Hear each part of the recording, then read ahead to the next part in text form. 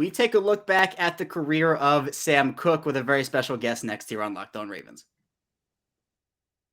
You are Locked On Ravens, your daily Baltimore Ravens podcast, part of the Locked On Podcast Network, your team every day.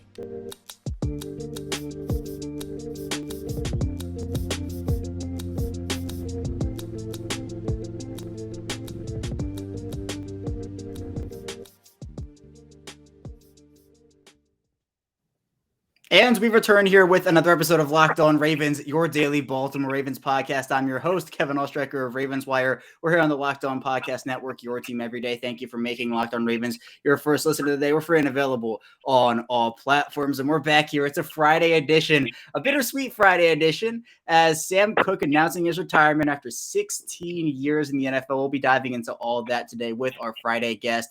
It's Super Bowl champion, former Baltimore Ravens wide receiver, Qadry Ismail. Q. It's kind of crazy to think Sam Koch no longer will be punting for the Baltimore Ravens. How you doing today? I'm doing wonderful. Definitely heard the news and went down memory lane, and just what an incredible career for an athlete and an amazing player, but more importantly, basically signing off on a fabulous career with, we have come to know fondly here in Baltimore as the Wolf Pack. With him, Morgan Cox, and obviously Justin Tucker.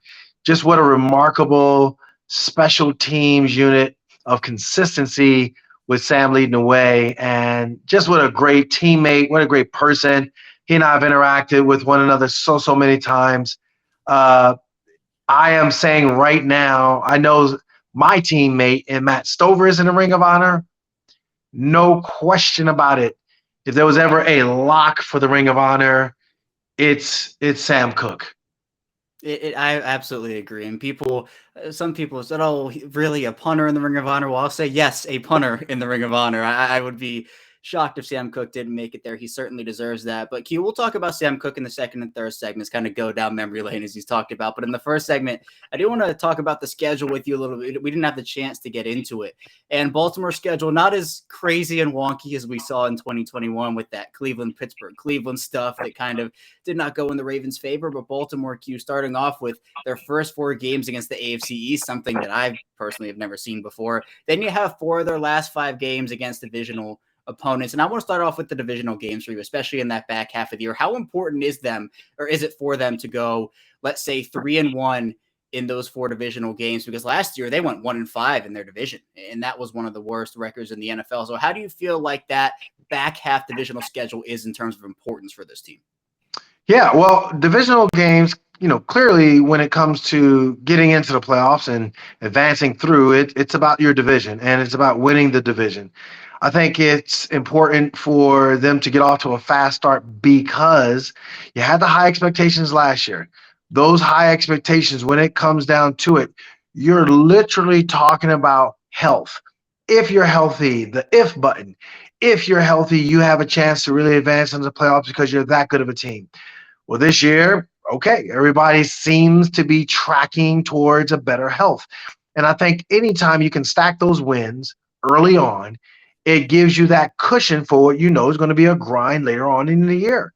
I think it establishes your identity. I think it establishes that you're a for real team. And the Ravens, their expectations themselves personally is one of, hey, we need to go out there and continue to be in the mix, in the conversation of one of the upper tier elite teams. They already did it through the offseason with the draft. And now when you look at the schedule, it's all right there before them. And how they're going to handle those different pressures remains to be seen.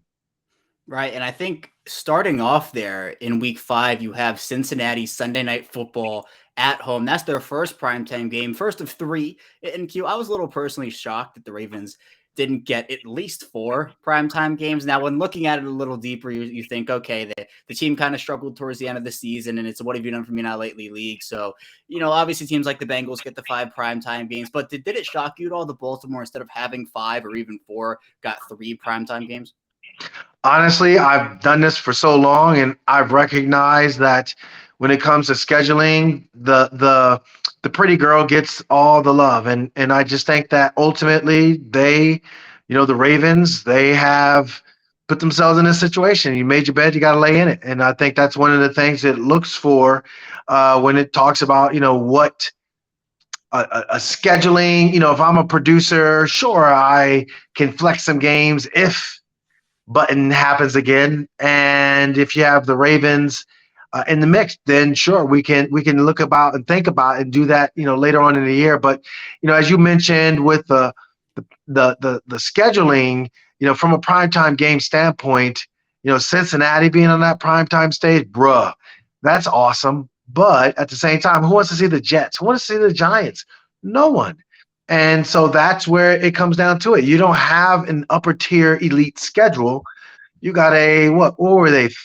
Third in the division. So that's what you're going to get. Just an average schedule, and that's okay. I think that it's good in my looking at it. It's good that the Ravens are the hunter and no longer the hunted. I think they perform well when they have somebody to go after, and I think that's a good thing. Right, and we saw before 2019 how Baltimore was that kind of sneaky team that would make the wild card, then sneak up on you in the playoffs or win their division by a little bit, and they liked that. They loved playing at 1 o'clock. They also like playing under the lights. Don't get me wrong, but they're a team that thrives under that. Hey, we're going to come get you, and you're not going to expect it, and we're a good team, and we know it. You might not, but you're going to find out. So it seems like after 2019, again, that target was kind of placed on their back, and they had to respond to that a little bit. They did well in some areas, not so well in others. But now with those 3 primetime games and not 5, they'll have to work their way back up to those 5 primetime games, because right now you mentioned it, Cincinnati in primetime, 5 games for them. It makes a lot of sense based off of what they were able to do. But Q, there are a couple games that at least I look at and I circle on the calendars, games where they're really important and games that just should be really good ones overall. I look to Buffalo in week 4, Josh Allen. That's a huge matchup between Lamar Jackson and Josh Allen there. Tampa Bay, the Ravens traveling there. Lamar Jackson 1-0 against Tom Brady in his career. Maybe he can make it 2-0. And then I look to the week 18 game against Cincinnati, and I think probably those two are going to be fighting for a playoff spot, maybe for the division at that point. Are those 3 games, Buffalo, Tampa Bay, and Cincinnati, big for you based off of opponents and also just this pure scale of what they could be? Yeah, of course. I think anytime it's an NFC opponent, those are games where you don't necessarily circle and underline, but the fact that it's Tom Brady, I think from a legacy standpoint, he kind of stamped, if you will. The next guy is Lamar Jackson, so that remains to be seen.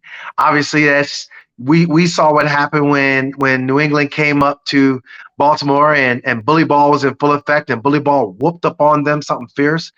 So there's that. But I think for the Bills game, I think for the Bengals game, it's about home field advantage. It's about playoff seeding. You got to be AFC opponents. Upper tier AFC opponents, you get a little bit more swag. You get a little bit more respect when it comes to playing up against them, whether it be on the road or at home. You got to go up against your upper tier AFC opponents and get it done.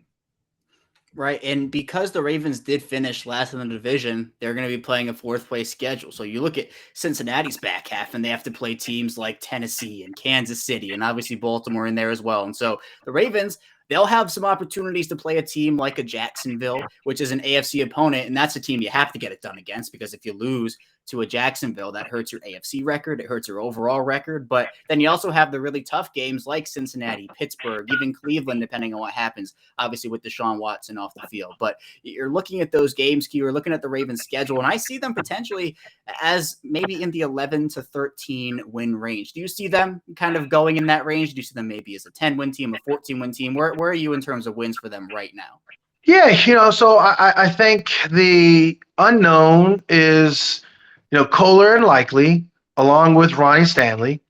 Linderbaum, I think he's going to be fine. If you can, kind of see where I'm going, it's all about bully ball. And so I think running backs, they have a good chance to get back healthy in that regards. They did bring in some guys. I look at the offense as the key, because I think defensively being retooled, Mike McDonald, I think he's going to be phenomenal. I think he's going to bring back that swagger that was a little bit lost in the final year in Wink Martindale for whatever the reason. You said it's the 4th place schedule, so defensively is not going to be an issue. I think bully ball has to really set its tone. So in my mind, I think this fourth place schedule deserving of a dominating 13 type of a win season. Yeah, that range does seem really, really accurate. It seems like there might be a game where the Ravens are expected to win it, then they somehow lose it. There'll be a game that everybody expects them to lose. They'll come back and they'll win that. So the schedule is such a fluid thing. But for right now, I agree with you, Q. Right in that 11-13 win range, the fourth place schedule has a lot to do with that as well. I think that's very realistic. We'll head into our first break here, though. When we get back, we'll be diving into the career of Sam Koch, so be sure to stay tuned. Still a ton to talk about here on Locked On Ravens. First, though, I do want to tell you a bit about Bet Online. And our partners at Bet Online continue to be the number one source for all your betting needs and sports info. You can find all of the latest odds, news, and sports developments, including this year's basketball playoffs, which are still going on in the conference finals, Major League Baseball scores, fights, and even next season's NFL futures. Bet Online is your continued source for all your sports, raising your information from live betting to playoffs, esports, and more. So be sure to head to their website, use the mobile device to learn more about the trends in action. Bet Online, where the game starts. We're back here. Our second segment of Locked On Ravens. Kevin Allstriker still here with Qadry Ismail and Q. Again, it doesn't feel real to me that after 16 years, Sam Koch is not going to be the one back there punting for the Baltimore Ravens, a player that has meant so much to the organization. Obviously, we know how much they value special teams. But I wanted to start off by asking you just what you think of when you think of Sam Koch and what he brought to this organization, both on and off the field. So Sam, I think, coming from Nebraska, it was one of those things where it's like, all right, cool. You got a punter and what Sam Koch is going to be about. But then what you saw was just a phenomenal athlete, a guy who from the Super Bowl years, the playoff runs with, Joe Flacco and company, you just saw versatility. You saw, just as much pride with the defense, with, obviously what the offense did back then. You saw it equally with the special teams. That's what he brought. Then you add in, a Randy Brown, who special teams special assistant, and the way in which, both he and Justin Tucker and Morgan Cox grew. There's 4 men who got together, and of course they formed the Wolfpack, and that just took off. I loved the fact that they were able to be so incredibly consistent. A lot of it had to do with just the way Sam had a competitive spirit of excellence, and it was just so self-evident. Such a humble guy, tremendous, teammate. When I've been out to different Raven events and he's been at them supporting his different teammates and stuff, like, Sam is Sam. He's been the consistent guy throughout. Those are the things that I remember about Sam Koch as a Raven, and he is the epitome. Once a Raven, always a Raven. Play like a Raven. He is the epitome of that level of excellence. Yeah, I 100% agree with you. And when looking at just what he brought, it was both on and off the field, as you talked about. He wasn't just this guy who would go do his job, then, not really engage with anyone. He was somebody who showed that support. And I think when you saw all his teammates at his retirement press conference, you saw how much he meant to so many guys within the organization, how emotional that press conference got. I mean, he cares. He cares about the organization, and he's going to stick with the organization, as it was announced by the team that he's going to stick on as a special teams consultant. I think that's great news. I mean, Coach Sam Koch kind of feels right to me. He'll be able to work with Jordan Stout a lot, and hopefully at least make sure that Stout is on the right track to potentially filling his shoes, although I know there won't be necessarily another Sam Koch. Jordan Stout, I think, has a ton of potential. So, I mean, how thrilled were you that Sam Koch is going to stay on here with the Ravens and be that special teams consultant? Yeah, I think that was genius of John Harbaugh and Randy Brown, and obviously Eric DaCosta signing off on it. I think there's this fine line of coaching, but also guys who've been there and done that. Guys who've been in the fire and can see things that you might not be able to see, can express it to guys like a Jordan Stout in ways that maybe perhaps even the likes of a Randy Brown cannot. So Sam Koch being on the staff, I think there is a familiarity there. There's a leadership element there. He's not much of a rah guy, but I think his presence will be felt in the locker room. And just, again, when it comes down to it, like, holy wow, just an amazing wealth of information that Jordan gets the chance to absorb and learn, and hopefully, he takes it all in and does his thing. But yeah, kudos to Sam Koch. Yeah, absolutely. And with Jordan Stout, Q, the Ravens obviously spent a fourth round pick on him. They think very, very highly of what he can bring to the table. And he reminds a lot of people of some of the things that Sam Koch brought to the table. Great ball placement. You have the hang time, the strong leg. I mean, how confident are you now with this 16-year veteran on the way out, a rookie coming in, that this will be a smooth transition over? There might be a few bumps along the way, but it could be, I think, a lot smoother than people might anticipate. Yeah, it's weird because I think part of the comfort that we had was just Sam going out there and just being ready. I mean, the being ready part, you just take it for granted, and that's not going to be there. So there's an unknown. I mean, the dude's a rookie. It's not like you're just going to be like, all right, here we go. You're going to be amazing. We got to see it. Every position, you could say this, every position that is played, there's a benefit of the doubt. You can do it in preseason. You could do it in practice. They believe in you. When you talk about special teams and kicking, there is no more nerve wracking for a general manager, a scout, a coach than have they done it under fire. You know how it is when they make a new sub or they make a new battleship. It technically isn't deemed seaworthy until they actually put it in the crucible. And when they do, then it's like, all right, cool. Well, now we know it's battle tested. Now we know that it handled the first storm.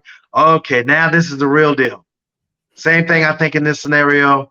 We're not going to know what Jordan can do until Jordan does it in a live moment. What happens when you go to Heinz Field and the turf is one way during pregame, and then it changes up during the game and first quarter to the fourth quarter, or you need to down the ball inside the 20, and Sam taught you this new technique. Are you going to be able to execute it? You executed it all week in practice, but I'm telling you, in the coach's eye, it doesn't matter. It's whether or not you can execute it during the actual game. So all that is going to come into play for the young Jordan Stout, but good that he has a mentor in Sam Koch. Yeah, I think it's going to pay so many dividends for Stout when you're looking maybe 5 years from now, and how Sam Koch is able to impact his career. However long he does end up staying with the Ravens, I think that it'll pay off a ton for him. But Q, I want to go back to the Wolfpack because it is now just Justin Tucker. Morgan Cox departing for Tennessee a year ago. Now Cook retiring. The new special teams group is Nick Moore, Jordan Stout, and Justin Tucker. But that group of Morgan Cox, Sam Koch, and Justin Tucker, I mean, there are so many memories associated with it, and we'll talk about more memories in the final segment. But what kind of sticks out to you about the bond that they were able to build with each other over the course of their tenures with the Ravens? Yeah, I was the radio guy for the Ravens for a few seasons, and it was one of those things where when I was on the sideline, you just saw the artistry of the way in which they worked. The little things that I took for granted. So if I am an active player and doing my thing and didn't realize, excuse me, what they did, like, it is so phenomenal the way in which, for example, M&T Bank Stadium, there's a swirling wind that some people don't realize, how it rolls. You'd be thinking the way the wind comes in from Fed Hill and pushes its way out, it is crazy on field level compared to upper tier levels of the vault. With that said, the guys in which they would be practicing on the sideline, they would turn according to where the guys were going. So if it was on our screen from left to right, or even from right to left, while you can take that for granted, they would do it seamlessly. They would put themselves in position to always be confident in their kick. They were always what I call present.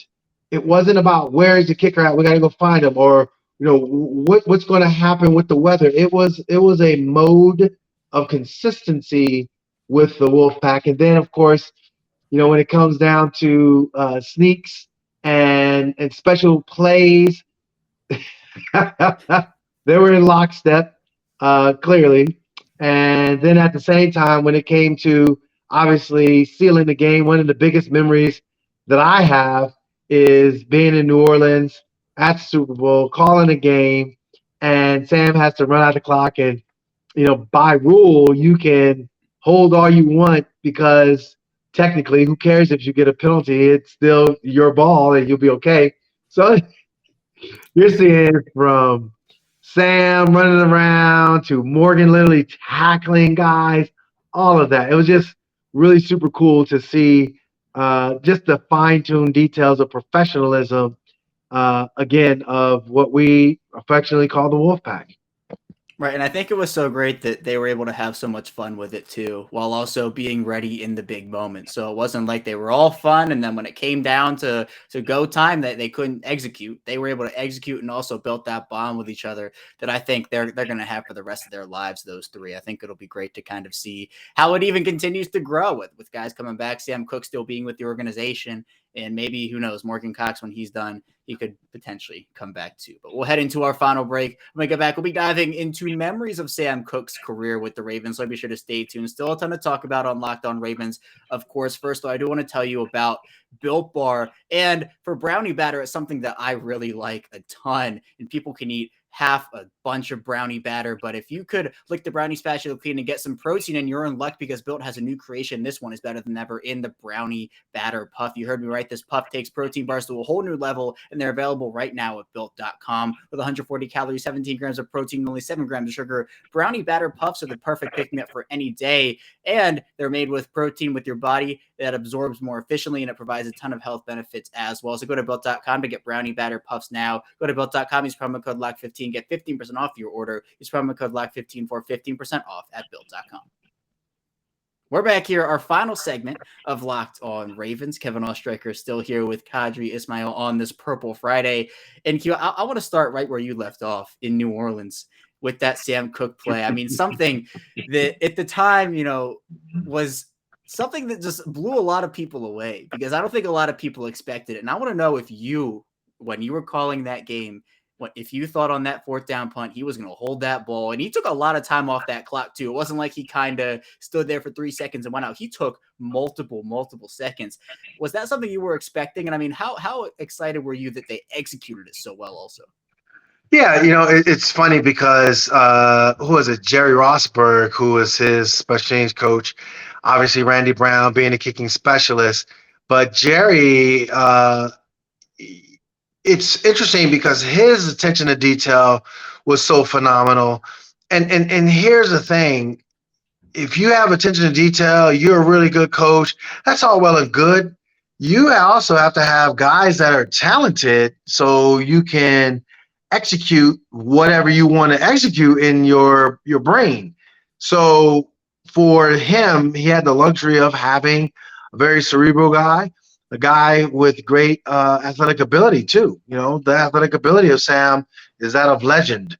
So yeah, Sam Koch, just phenomenal, phenomenal execution. But the confidence that they had in knowing that he would do that and know how to do it speaks volumes. You'd be amazed. Some special teams, punters and even kickers, whatever, they're kind of little.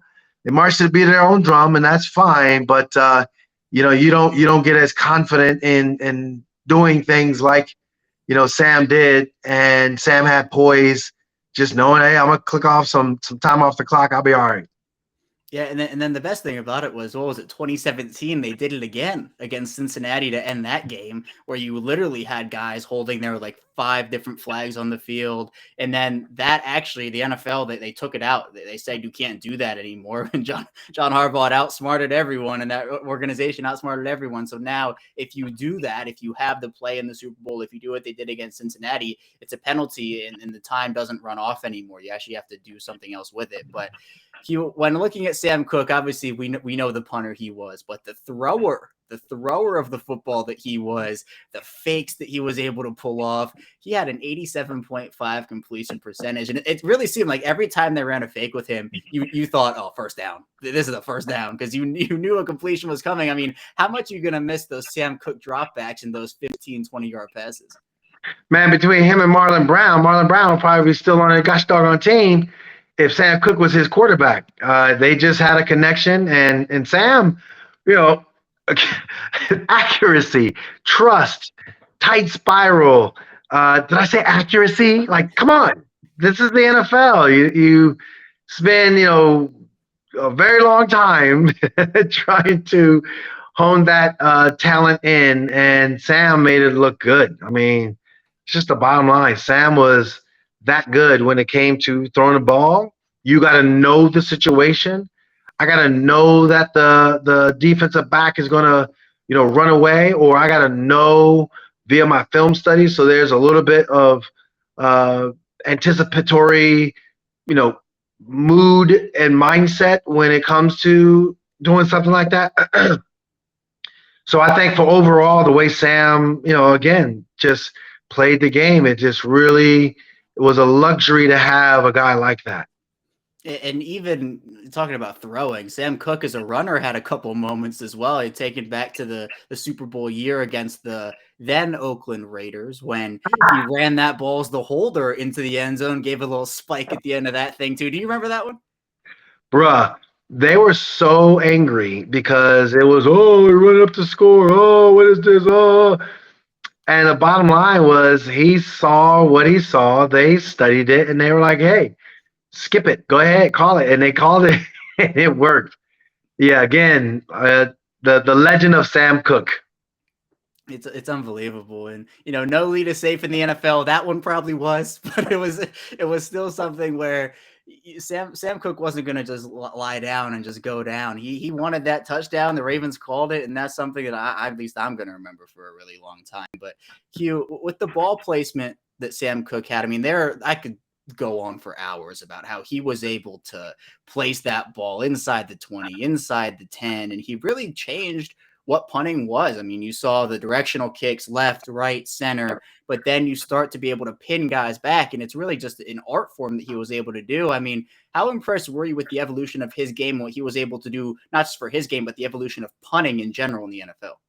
Yeah, I remember he said he developed, what was it, at one time 16, and it grew into some 32 different ways to punt the ball, something crazy like that. I'll have to ask him next time I see him, but just by his foot placement, by the ball placement, gave it a little flair from a rugby perspective.